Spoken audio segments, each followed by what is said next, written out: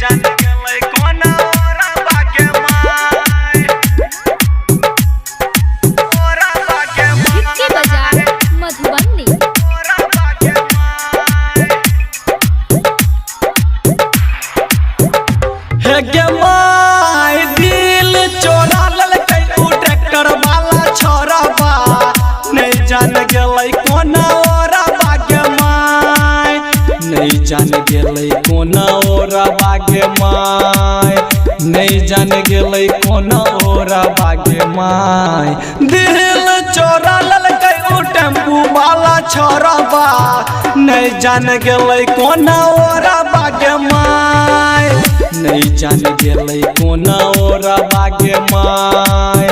नहीं जान गेलै कोना ओरा बागे माय दिल चोरा ललकै उ टेम्पू वाला छोराबा नहीं जान गेलै कोना ओरा बागे माय नहीं जान गेलै कोना ओरा बागे माय डीजे मुन्ना राज। ओरा बागे माय ओरा बागे माय भिक्की बाजार मधुबनी।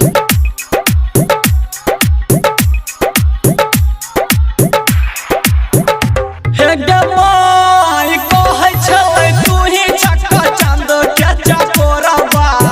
उहे बन गेलै अब चोरा बागे माय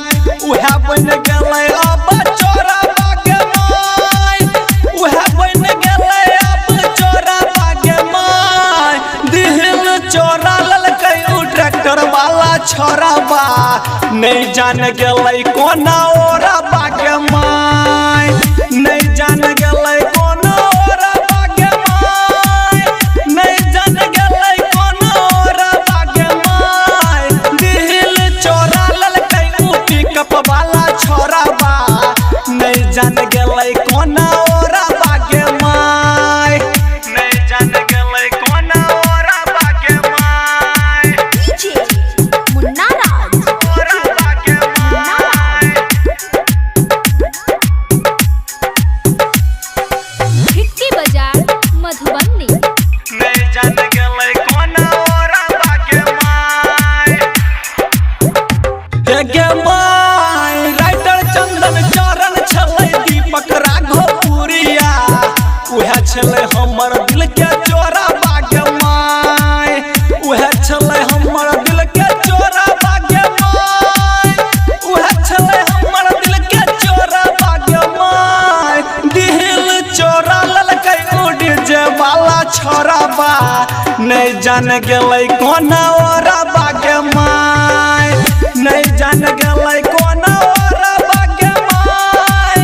नहीं जान गेलै कोना ओरा बागे माय दिल चोरा ललकै उ टेम्पू वाला छोराबा नहीं जान गेलै कोना ओरा बागे माय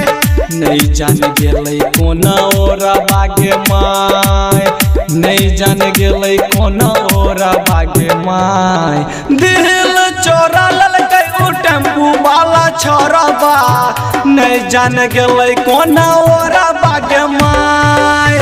नहीं जान गेलै कोना ओरा बागे माय नहीं जान गेलै कोना ओरा बागे माय दिल चोरा